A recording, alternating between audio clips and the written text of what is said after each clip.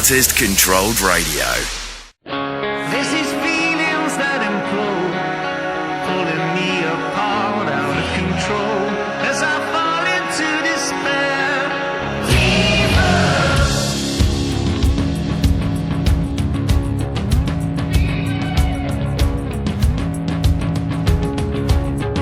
I shook the devil by the hand, stole the whiskey from the mouth of a broken man.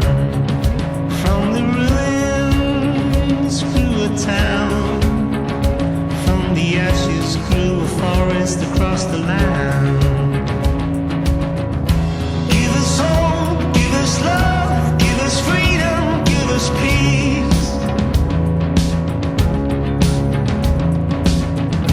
Hallelujah, sing it back to me if you believe.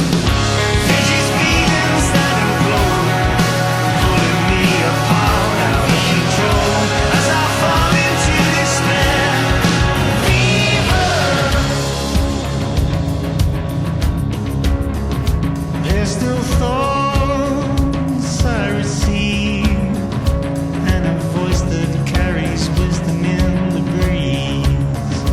As I look to the west, a neon sign is glowing through the trees. Give us hope, give us love, give us freedom, give us peace.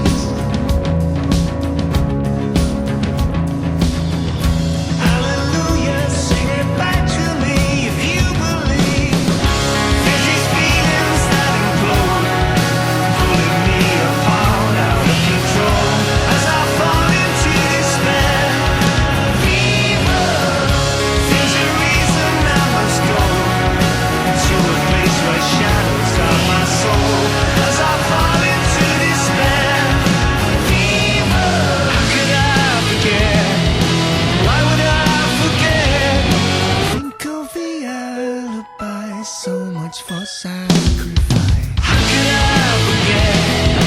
Why would I forget? Caught in the eye of a hurricane.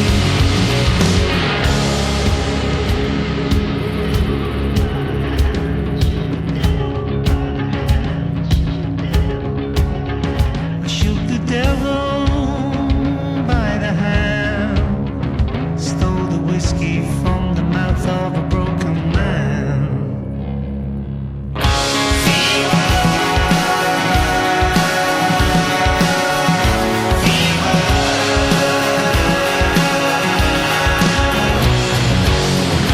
There's these feelings that implode, pulling me apart, out of control, as I fall into despair. Fever. There's a reason I must go to a place where shadows guard my soul, as I fall into despair. Fever.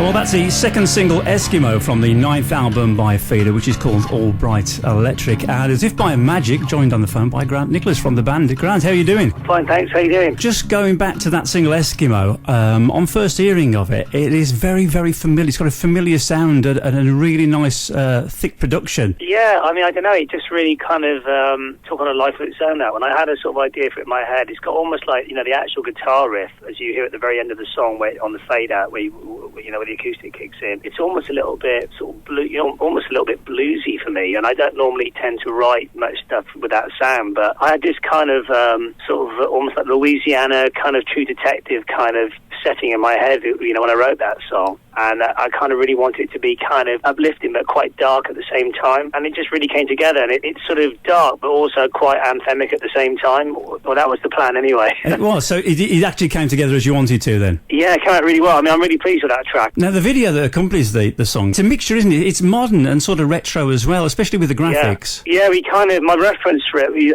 worked with a really good company who are based up north, and they were, it was a bit of a rush job because we had loads of treatments in, and some were just too adventurous, and then we thought, we don't want to be doing 3-day shoots and flying off, we just want to keep it really simple. So we said, look, we've been away 4 years, we want to have a band performance video, but we wanted it to be really simple and just look really cool. And my reference points were Velvet Underground. Imagine you walked into a sort of club and Andy Warhol was sat there and there was all these psychedelic images and like projectors going on. I think my other reference was Seven Nation Army by White Stripes. All right, yes. I wanted to have some sort of, not be stylized, but have something that, you know, as you said, it's kind of retro to watch, but also kind of seems current and quite modern at the same time. It'll also, I think, appeal to your existing fans from day one, but also it'll reach out and perhaps the younger and newer fans will also be able to look at it and think, well, that's modern. Yeah, and also, you know, a lot of that retro stuff is, you know, for them is quite fresh because they haven't really seen that stuff. You know, we wanted to have a bit of, you know, a slight psychedelic, you know, take you on a bit of a journey. You know, I think it really appeals to people. You know, I've got a lot of friends who aren't necessarily just into rock. You know, they're into sort of bands, people like Black Keys and stuff like that. You know, White Stripes, Black Keys, and those kind of bands. And you know, they love this track, Eskimo. I think it sort of crosses over. It's still a rock track, but it's a little bit different. And I think we wanted the video to sort of like reflect that as well. We wanted to look a bit different to what we had sort of previously, and it came out really well. I mean, I'm really pleased with that video. I mean, you know, those guys did a great job. Now, All Bright Electric's it's the band's 9th album. Obviously, you've been away and done a couple of solo projects yourself. Was it good to get back into that and tell us a little bit about the album, where it was coming from, where it is coming from? I think it was really good for us to have a break. You know, we didn't plan on it being 4 years, but we've all been doing other projects. I mean, Taka's been doing his side band in Japan, and I did 2 solo things. I did, you know, obviously, you know, the album and then a mini album, Black Clouds, to follow. I think it's really brought something new to the FEEDER record. I think just the way I've approached it, I think I've learned a lot from doing my solo record, just the way I'm singing and in the way that I did some of the recording, you know, working with some different engineers as well. It just feels really nice to come back after being around for over 20 years as a band, to come back after a break, and it just feels really fresh and exciting again. I think it's, you know, it's very easy to sort of take it for granted, and you can get a bit jaded unless you sort of realise, hang on a minute, you know, we're doing a dream job here. It's not even a job. It's like, you know, make a living out of something, you know, that we love doing. But I'm really pleased with this record. I think it's really captured FEEDER, I think more than, you know, most than our other records have in some way. It just sounds more organic. And did you find it easy to then write for a band again after a couple of solo projects? I mean, it took me a while to get back into the electric thing, because I sort of went from being a very electric player. I mean, I've always played acoustic a bit, but I wasn't really, not something which is completely natural to me, but I really worked hard on my solo stuff. Now, if we could just stop there, Grant, for a few moments, I wanted to play a song I want to go back 10 years to 2006 and play a song that reached number 12 in the charts for you. It's Lost and Found. You're the right stuff. I've got my head straight, going uptown. I wanna tell you, hesitating, standing back in line, overriding, body shaking, coming straight down. Never knowing, are you going? Is there a next time? Is there a next time?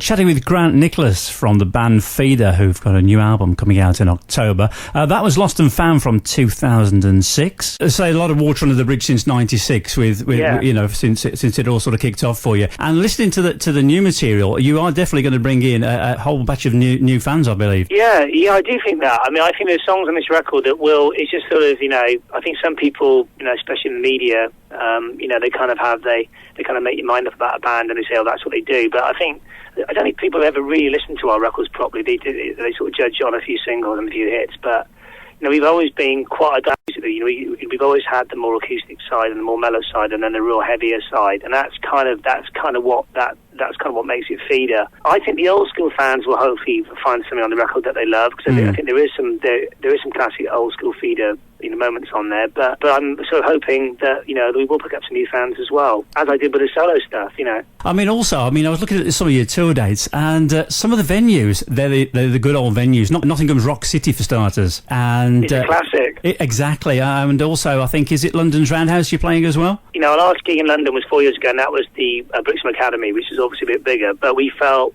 you know, we've been away for a while. We'd rather do a smaller tour and just sort of test the water and see how things were, rather than going too big too soon. And also, the Roundhouse is probably one of the most popular venues in London now. It's so hard to even get a slot there. It was a nightmare even getting a day free, because everyone wants to play the Roundhouse now. So you're excited about the tour? Oh yeah, I'm you know, nervous about it, because you know we're just easing ourselves back in, and you know, this is hopefully going to be just, you know, I'm hoping there's going to be another leg to this tour as well. This is just sort of, the album's not out until 7th of October, so it doesn't come out until almost halfway into the tour. We felt we wanted to still play some old stuff as well, so it's going to be a mixture of, you know, some of the new album. Obviously, we'll do the first 2 singles, you know, maybe 2 or 3 or 4 maybe other tracks, and that, you know, I think that'll be enough for people to sort of digest, and we'll do some stuff from for most of the album. So it'll be a mixed bag, but obviously the main sort of focus will be on, you know, moving forward, and, you know, obviously the new album. Good luck with the album, and good luck with the tour. Hey, thanks very much.